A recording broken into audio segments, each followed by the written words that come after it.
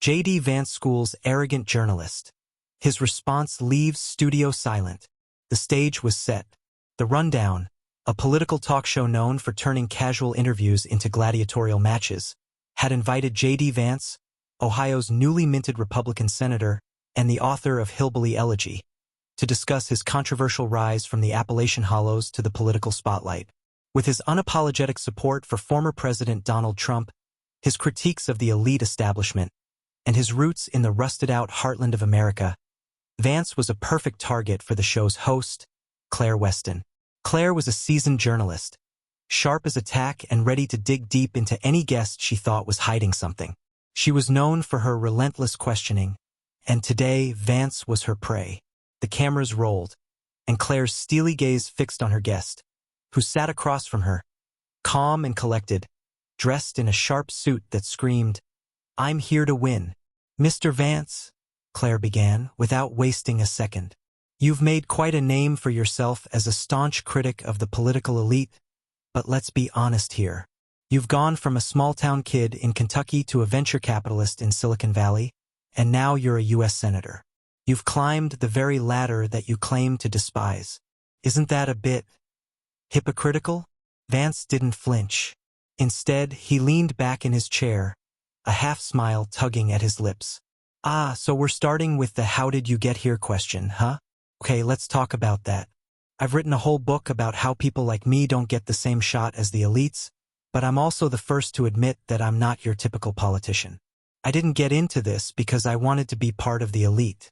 I got into it because I saw the mess the elite had made of this country, and I wanted to fix it." Claire, not one to let a statement like that go unchallenged, raised an eyebrow. "Oh, right. You wanted to fix it so badly that you ended up becoming part of that very system. Do you really think the people you're representing in Ohio who are struggling just to make ends meet are going to buy that?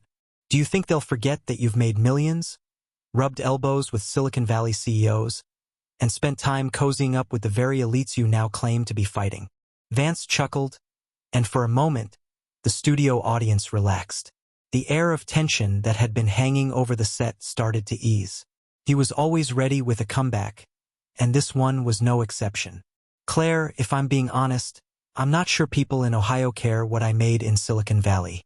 What they care about is whether their kids can find jobs in the future. What they care about is whether they'll ever see a paycheck that doesn't shrink faster than the next round of layoffs. I went to Silicon Valley, yeah. I made money, but I came back because I knew I could do more. I couldn't just sit in the Bay Area sipping lattes while my hometown in Middletown, Ohio, crumbled. I've seen both sides, elite and working class, and I know where I'm needed." Claire took a deep breath, preparing her next attack.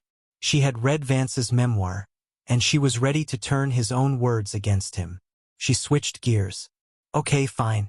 Let's talk about Hillbilly Elegy then," Claire said, flipping through her notes dramatically. "You wrote a book about your difficult upbringing, about the struggles of working-class America, and about the opioid epidemic. But let's not forget that you've been critical of people who are stuck in that cycle. You've said that people in your hometown are often their own worst enemies. So, when you stand up there and tell people you're fighting for them, do you really think they'll buy it when you've spent so much time in Silicon Valley and with people who don't really get their struggles?" Vance's face shifted slightly, though his tone remained level. "Look, I've said plenty of things in the past that people take issue with. I'll admit that. But let's get this straight. I'm not trying to paint some rosy picture of my hometown. I've seen the hardship firsthand.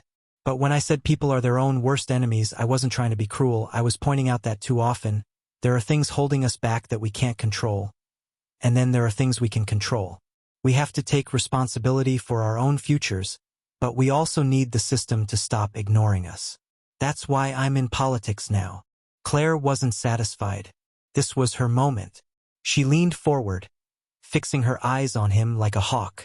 "All right, fine. Let's talk about that system. You've been an outspoken supporter of Donald Trump, despite all the controversies surrounding his presidency. You've defended his rhetoric, his policies, and even his actions after January 6th.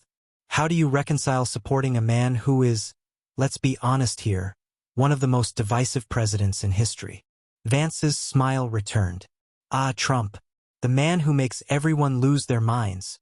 no matter what side of the aisle they're on. Claire grinned. She had expected him to dodge the question, but Vance was ready for her. Look, I don't agree with everything Trump did, okay?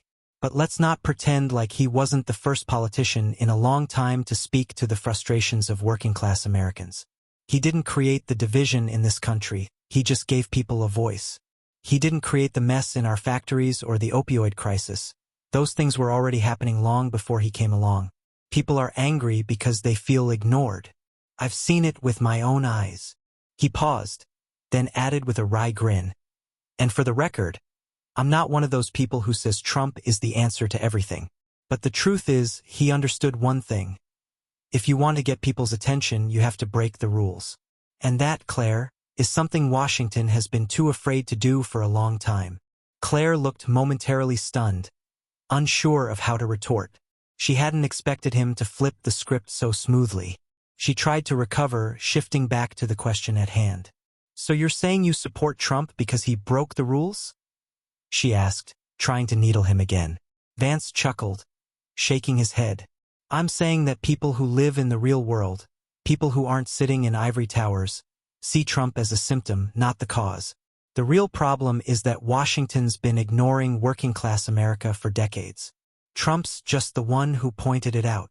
Claire opened her mouth to respond but quickly closed it, realizing she had run out of things to say.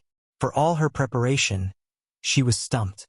There was no arguing with Vance's lived experience, his straight talk, and his political convictions. For a moment, the studio was silent, save for the sound of shifting chairs and the soft clicking of cameras.